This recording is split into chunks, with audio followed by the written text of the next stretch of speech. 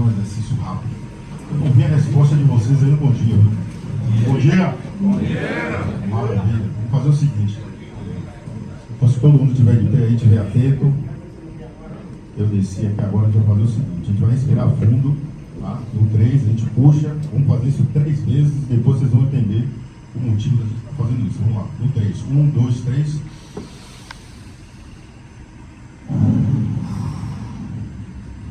Mais uma vez. 1, 2, 3.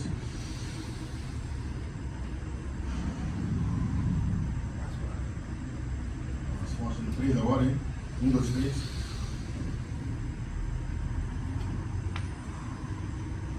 Maravilha, pessoal. Pode sentar. Muito obrigado. Em primeiro lugar, dizer que é uma satisfação grande estar aqui mais uma vez com vocês. Eu gravei aqui 10 minutos. Vou tentar fazer em menos tempo. E eu trago uma frase. Eu ia trazer uma declaração. Mas eu vou apresentar para vocês aqui a declaração. Mas eu vou trazer uma frase, e a frase diz o seguinte. A frase é de Winston Churchill, é um americano. E Winston Churchill ele diz o seguinte. Winston Churchill said, responsibility is the key to greatness. Ele está dizendo que a responsabilidade é a chave da grandeza. Pode passar aí que vocês vão ver. Eu poderia terminar a frase toda. Por que eu fiz questão de trazer a frase de Winston Churchill? Porque ele diz que a responsabilidade é a chave da grandeza. Ele diz também que você deve fazer o que você deve fazer e não o que você quer fazer. Ele diz que a gente vive numa geração que foi levada a acreditar que a gente tem que fazer o que a gente quer fazer. Mas, na verdade, a gente tem que fazer o que a gente precisa fazer, porque isso está absolutamente errado quando a gente faz o que a gente quer. E muitas das vezes a gente está num ambiente como esse e a gente sabe que a gente tem deveres a fazer, deveres a serem cumpridos. E muitas vezes não é a minha vontade, não é a vontade, mas sim a vontade do ambiente que eu convivo, a vontade do cliente. E talvez a minha vontade venha lá no final. Mas no momento que a minha vontade vem é quando eu decido vestir essa farda, quando eu decido colocar esse crachá no peito, porque isso é um ato de orgulho.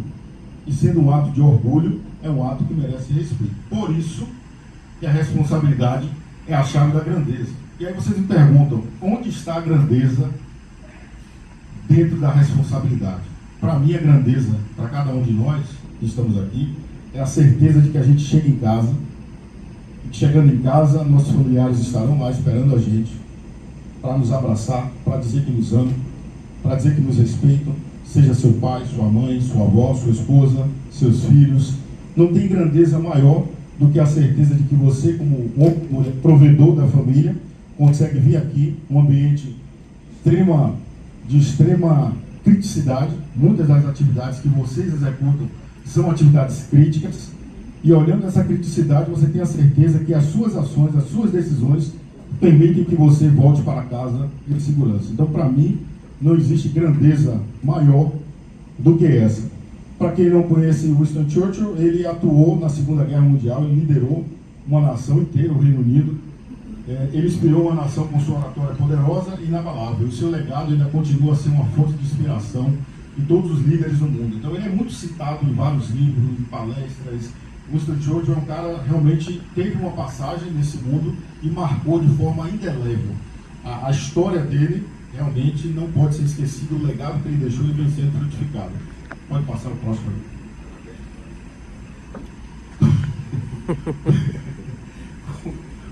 Como melhorar nossas decisões? Então o tema já foi dito, Saulo já trouxe boa parte do que a gente faz aqui. E aí eu vou fazer a seguinte pergunta para vocês. Como melhorar nossas decisões diárias? Faltou interrogação aí, pode passar mais um aí? Pode passar mais um. Então eu tenho uma pergunta interessante. Vocês já pararam para pensar quantas decisões nós tomamos ao longo do dia? Já se fizeram essa pergunta? Quantas decisões a gente toma ao longo do dia? Alguém gostaria de arriscar um palpite sobre quantas decisões em média uma pessoa toma diariamente? Eu quero ver vocês. Milhares? Quanto mais ou menos? Vamos dar um número aí para a gente. 20 mil, ok. Vamos fazer um leilão agora de quantas decisões a gente toma. 20 mil, colega, como é seu nome? Emerson, você vai me ajudar daqui a pouco, né? Quem mais? Quantas decisões a gente toma? Eu preciso dessa resposta pelo menos de 3 pessoas para a gente poder começar a desenvolver o tema. Vamos lá? Pronto. Quantas decisões? 2.000? Sotero, ok? O nome que eu esqueci? Gustavo, Sotero. 1.000 decisões, 2.000, 20.000. Alguém mais? Para mais? Aqui a gente teve 20.000, aqui a gente teve 2.000 e 1.000.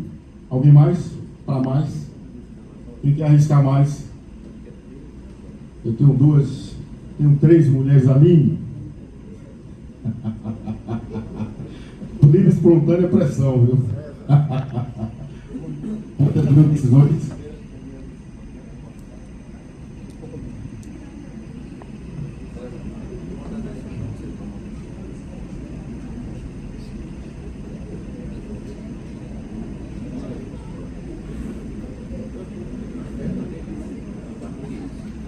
Duzentas decisões? Tá. Quem? 200 decisões. 200 decisões. Tem uma soldadora agora. Ela estava olhando para mim assim, quando eu chegar aqui, mas eu já cheguei. Você que olhou para mim agora. Por gentileza, seu nome? Como? Eloy. Quantas decisões, Eloy? Para mais. Tem que chutar um pouquinho mais aí. Vamos lá. Estou com 200, estou com 1.000, estou com 2.000, estou com 20.000.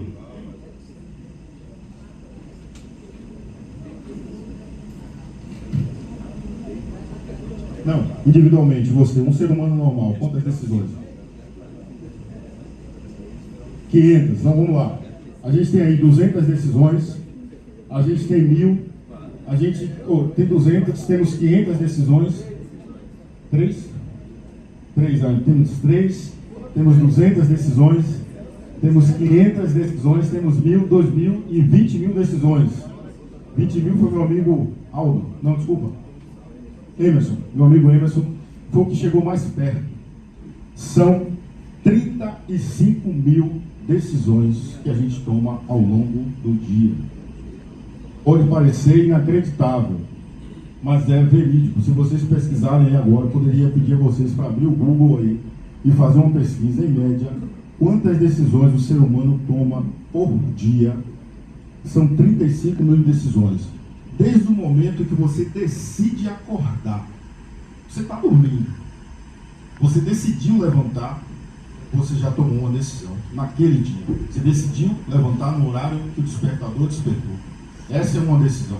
Você decidiu a roupa, decidiu a peça íntima que você vai utilizar, decidiu a camisa, a farda que você vai utilizar, decidiu escovar os dentes, que eu posso ou não escovar os dentes, posso ou não tomar banho ao sair de casa.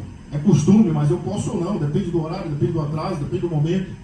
Então são várias decisões que nós vamos tomando. Eu decidi ir caminhando, poderia ir de bicicleta, de moto, de carro, pegar uma carona com o vizinho, mas decidi ir caminhando até o ponto. Então são inúmeras decisões. Aí eu pergunto a vocês agora, diante desse número de 35.000 decisões que vocês agora vão começar a imaginar, quantas decisões vocês estão tomando? Cara, 35 desse cara é maluco? Não.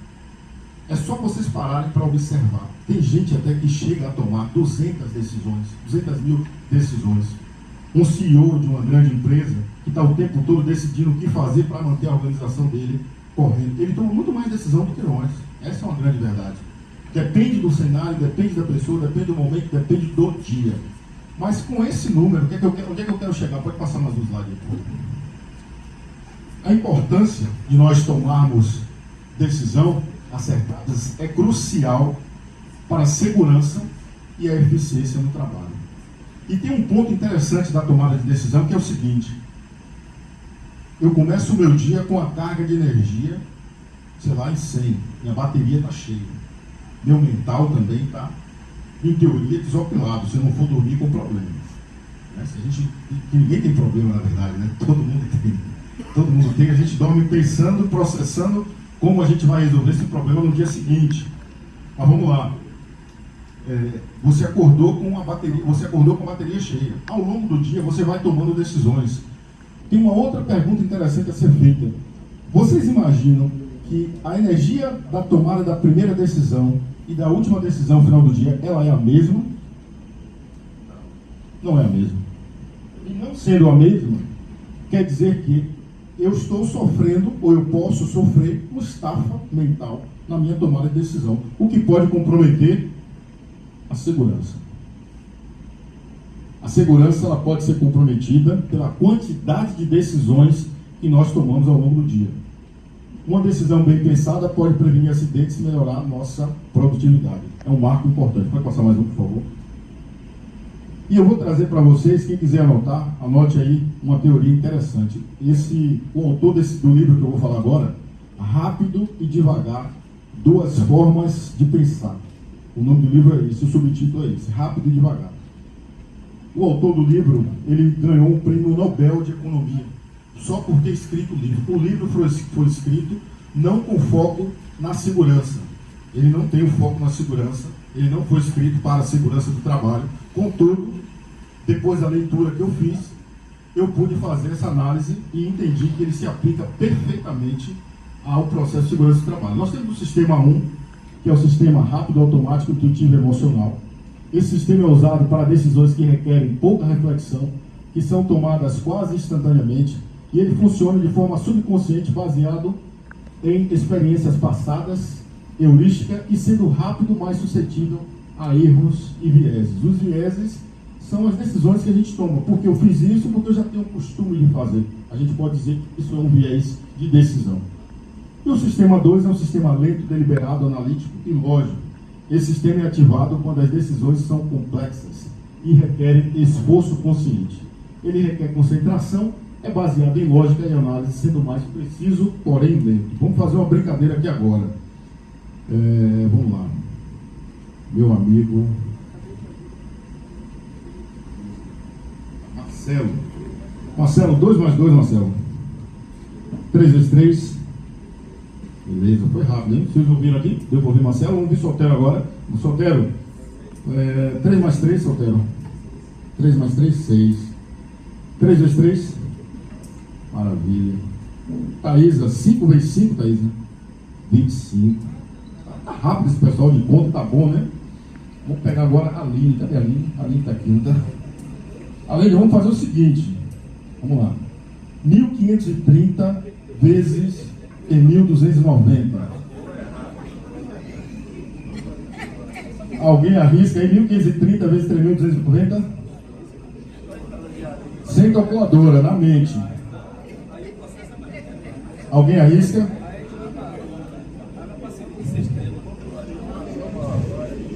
Não precisam fazer a conta de calculadora. Essa brincadeira, exatamente isso aí. Exatamente isso aí. Exatamente isso aí. Vocês perceberam a facilidade que foi 2 mais 2, 4, 3 vezes 3, 9, 3 mais 3, 6. Mas quando eu parto para um número com 4 dígitos, vezes um número de 4 dígitos, uma operação de multiplicação, vai exigir que eu pare. E no momento que eu paro, eu saio do sistema 1, que é o automático, que me deu aquela resposta de bate-pronto, 2 mais 2, 4, já está lá no cache, na memória gravado, e eu vou para o processo do sistema 2, que me permite tomar a decisão se eu vou ou não fazer o cálculo. Porque a gente tem a opção de fazer também. Se tiver alguém aqui com essa destreza matemática e de memória, que não é só o cálculo matemático, mas memória para você ir alocando os resultados passo a passo, para você conseguir fazer a soma, que é uma operação subsequente à multiplicação, e daí então você chegar no resultado, obviamente que você tomou a decisão de executar o cálculo.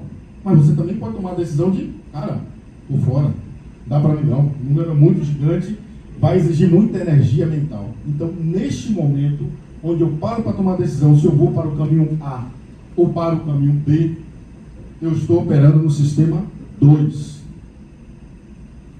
Por que essa forma tão simples de entender o que é sistema 1 e sistema 2 se aplica no nosso dia? Porque as decisões que a gente toma, a gente viu lá, que são importantes para a segurança e eficiência. Então, se eu me predisponho a me observar, eu ia fazer uma dinâmica aqui com vocês, eu vou deixar para fazer só a última, mas se eu me predisponho a me observar como eu estou tomando a decisão, se eu estou no sistema 1, no automático, ou se eu estou no 2, isso nos permite raciocinar sobre o processo de tomada de decisão. E, consequentemente, eu vou acertar toda vez que eu raciocino? Não. Eu posso decidir fazer o cálculo, raciocinar sobre aquele cálculo e errar o cálculo. Mas o ponto-chave é eu sair do sistema 1, que é o automático, que me impulsiona a tomar decisões automáticas, e eu fui para o sistema 2, que é o sistema racional. Ele exige de mim uma atenção naquilo que eu estou fazendo. E aí tem um detalhe interessante, que eu não sei se todos sabem, mas eu acredito que a grande maioria sabe. O nosso cérebro, ele costuma nos pregar o que a gente pode chamar de autossabotagem. Por quê? Porque ele não gosta de gastar energia. Ele não gosta de gastar energia. Tudo que for um gasto de energia, o cérebro da gente, pode passar mais um, ele vai tentar puxar a gente para automatizar os processos. Quem é da automação aqui, levanta a mão. Por favor, por gentileza. A grande maioria, né? Que atua aí com elétrica e automação, os sistemas de automação, que atuam no sistema de automação. Tem uma boa parte aqui, ok? Legal. Você entende que você pega um sistema que poderia ter vários caminhos e quando você automatiza ele tende para uma simplicidade. Dentro de tudo aquilo que a gente faz de complexo, é para que o sistema lhe rode de forma automatizada. Assim também é o nosso cérebro. Tudo que ele pegar, ele vai tentar automatizar. E o que é que eu estou querendo dizer? O nosso cérebro vai sempre jogar a gente para o sistema 1. Ele vai sempre levar a gente para a tomada de decisão mais rápida, automática. Só que quando eu percebo a minha essência na tomada de decisão, quando eu paro para prestar atenção no que realmente eu estou fazendo ao longo do dia, eu percebo que muitas decisões poderiam ter sido evitadas. Ontem, por exemplo, eu tenho uma caminhonete, eu estava transportando uma carga que deveria estar sobre o lastro do teto do carro. Como eu não tenho um rack, ela ficou na parte da carroceria e uma parte para cima, passando mais ou menos 1 metro ou 2 para cima da carroceria do carro. Eu vi consciente o caminho todo que eu tinha que vir devagar, atento aos detalhes, sempre atento no retrovisor interno para ver se a carga ela ia mexer, estava bem amarrada. Não fui eu que amarrei, não tenho esse macete ainda para amarrar. Não aprendi ainda, mas o rapaz que amarrou na Uranus, ele fez uma boa amarração. E aí lá veio o caminho todo ali de Lauro de Freitas até Abrantes.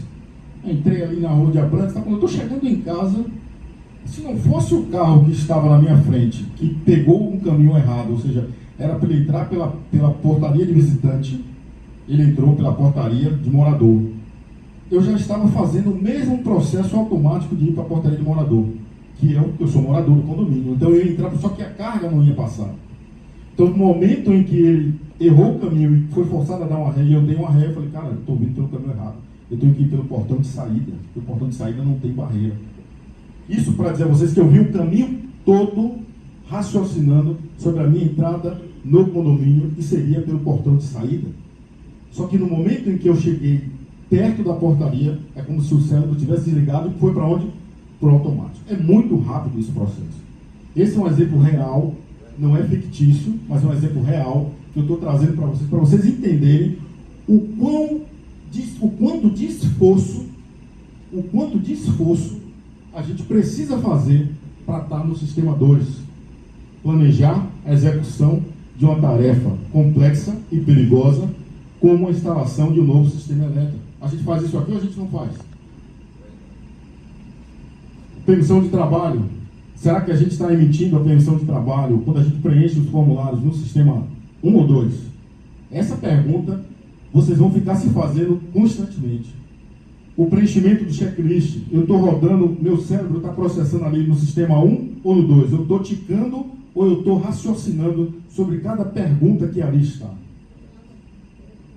Essa reflexão, gente, que eu trago hoje para vocês, ela é extremamente importante, porque vocês passam a perceber como é que o nosso cérebro funciona. Muitas vezes o nosso cérebro nos sabota, não é por mal, mas é porque ele vai tentar otimizar aquele processo. Ele vai tentar otimizar, só que nós somos seres o quê? Somos seres o quê? Racionais. Não somos racionais MCs, a não ser que alguém aqui cante rap. Eu gosto, mas não somos. Mas somos seres o quê? Racionais. A gente é dotado de uma capacidade absurda de raciocínio. A gente explora muito pouco isso. Mas que nós somos dotados dessa capacidade de raciocínio, nós somos. Isso é fato. O Deus que nos criou, para quem acredita no Deus, nos criou na máxima perfeição possível, para a gente ser o máximo daquilo que a gente pode ser. E isso envolve tomada de decisão. Se estamos aqui, é porque ao longo das nossas vidas, algumas pessoas aqui me conhecem da época da TEMAI, se estão aqui até hoje, é porque tomaram decisões, na maioria das vezes, decisões certas. E trouxeram até aqui. Então isso mostra, a gente está a 1.300.000 horas de homem, hora de exposição ao risco sem acidente. A gente está tomando decisões certas, mas existem alguns detalhes da nossa tomada de decisão que podem ser melhorados. E a partir do conhecimento, vocês vão começar a refletir mais sobre aquilo que estava no automático e que deveria estar no racional, para que as decisões de vocês sejam mais acertadas. Quer dizer, Tiago, que se eu estou operando no sistema 2, eu estou tomando todas as decisões que estão certas? Não. Mas quer dizer que eu estou pensando sobre o que eu estou fazendo. E pensar antes de fazer não tem outro caminho. Se a gente quiser minimizar os riscos de um acidente, se a gente quiser voltar para casa com clareza, se a gente quiser poder dizer: eu te amo, minha filha, eu te amo, minha esposa, eu te amo, minha mãe, e ouvir de volta aquele eu te amo. Isso é marcante. Porque a gente não está aqui à toa. Não é verdade? A gente está aqui com um propósito. Não só levar o pão para dentro de casa, mas também fazer aquilo que de melhor nós somos capacitados para fazer. E essa é uma grande realidade. Pode passar mais um, por favor. Pode passar, se a gente já fez. Deixa eu fazer uma pergunta que estava ali. Como foi que você se sentiu, Aline, com um cálculo gigante aí? Qual foi qual foi a sensação que você teve quando você se deparou com esse cálculo? Qual foi o sentimento?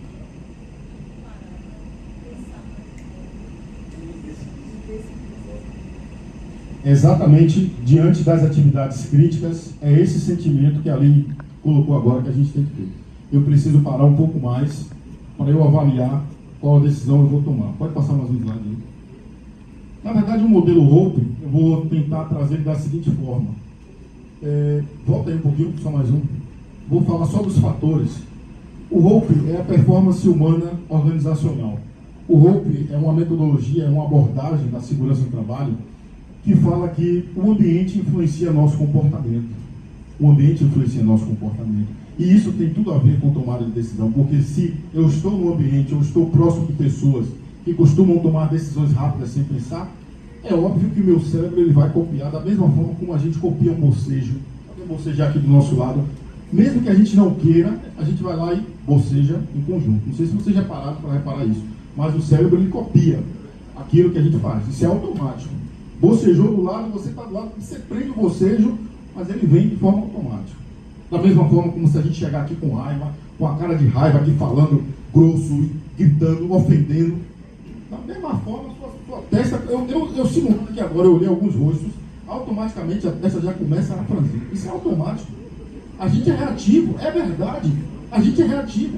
Se eu chegar aqui brincando, sorrindo, automaticamente o meu sorriso também vai contagiar vocês. Isso para dizer que o ambiente influencia o nosso comportamento. O ambiente seguro depende de quê? Das minhas ações e das minhas decisões. Os princípios do Hope estão focados nos fatores humanos, no foco em fatores humanos organizacionais, na melhoria contínua da segurança e desempenho e na identificação e correção de riscos que causem problema. Mas o ponto-chave do Hope, para mim, é justamente a questão do ambiente, a influência que o ambiente tem nas minhas atitudes. Então, por mais que eu queira operar no sistema 2 para tomar decisões mais acertadas, pensadas e planejadas, se o ambiente, os colegas que estiverem à minha volta, à frente de serviço, que estiverem à minha volta, como o Saulo colocou muito bem, não estiver operando o 5S, eu também não vou operar. Se as coisas não estiverem organizadas, eu vou ser mais um a contribuir com aquela desorganização. Isso é fato. Vocês viram aqui agora uma simulação simples de emoção, de agressividade. As pessoas reagem. Então a gente reage ao ambiente e a gente sofre influência do ambiente. Então daí a importância de trazer também a temática do Hope para o processo de tomada de decisão. O quão é importante a gente ter um ambiente saudável, com pessoas também com mentes saudáveis, para que a gente possa ter uma frente de trabalho organizada, para que a gente possa emitir uma permissão de trabalho bem feita, com o menor índice de falhas. Consequentemente, eu vou ter um ambiente mais seguro. Consequentemente, eu vou ter o quê? Menos perda de tempo, mais eficiência e mais produtividade. Porque eu cuidei do planejamento, porque eu pensei em como eu iria executar a minha atividade. Gente, eu já estou chegando ao fim, praticamente no fim. Pode passar mais um slide aí? Pode passar mais um. Aplicação do trabalho. Pode passar, isso a gente já falou também, melhorar a nossa decisão. Aqui é o finalzinho, porque a gente precisa fazer aí uma retomada de tudo que foi falado. Então, melhorando nossas decisões, fazer uma pausa e reflexões antes de ações importantes. Verificar e planejar adequadamente as etapas das atividades. São sugestões, ok? Usar técnicas simples como uma lista de verificação para garantir a segurança e a eficiência.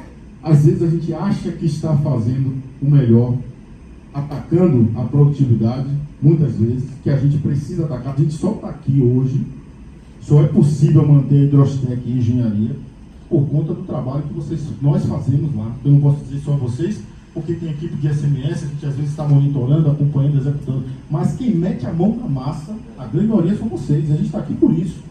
Se vocês pararem hoje, a empresa para. Então, a gente reconhece a capacidade e a eficiência de vocês. Porém, o que se pede é, no processo de execução, de tomar a decisão para a execução, observe como suas decisões estão sendo tomadas. Se você está no automático, a tendência de errar é gigante. Mas se você está no racional, a tendência de errar ela é mínima possível. Porque você vai pensar nas possibilidades. E pensando nas possibilidades, a sua tendência de acertar aquilo que você se propôs a fazer, aquilo que a empresa acreditou que você é capaz de fazer, vai ser muito mais assertiva do que correndo o risco de acertar ou errar. Então é uma reflexão importante que eu deixo para vocês. Pode passar aqui, já chegou no final. Então é fácil a gente distinguir o sistema 1 e o sistema 2 hoje, ou está difícil pelos exemplos e pela dinâmica que a gente fez aqui hoje? Então, é um compromisso agora que eu gostaria que vocês assumissem comigo e com vocês, na verdade com vocês primeiramente, que é o seguinte compromisso. Repitam comigo. Eu me comprometo a refletir diariamente sobre as minhas decisões, observando se eu estou no sistema 1 ou no sistema 2, de preferência. Muito obrigado. Tem um ponto aí, vocês devem estar, antes da gente finalizar, vocês observaram a folha de papel. Levanta aí para mim as folhas aí, só para eu dar uma olhada. Alguém botou no bolso, dobrou, alguns escreveram. Alguém arrisca um palpite aí para quem era essa folha em branco aí? Só para fechar.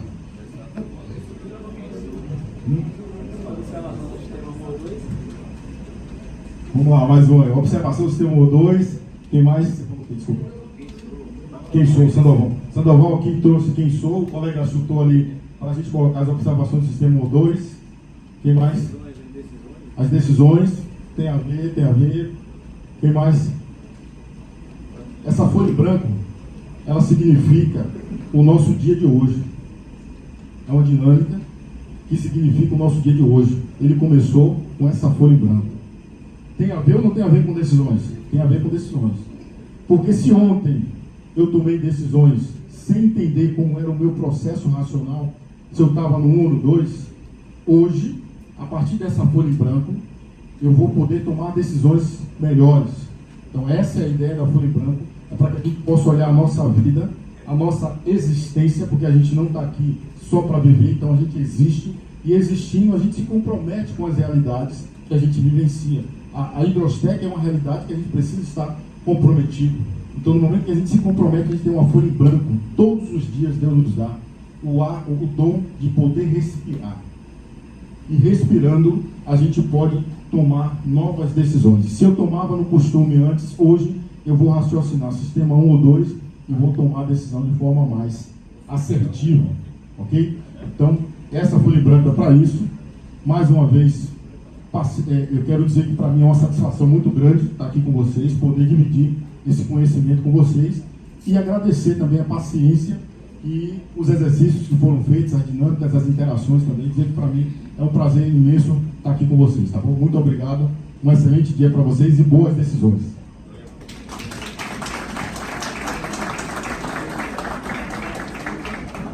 Boa, boa. Alguém tem alguma pergunta sobre o que nós vimos aqui agora? Alguma dúvida? Não? Um excelente trabalho para vocês, viu? Apliquem o que aprenderam no dia a dia. Segurança e boas decisões. Um abraço a todos.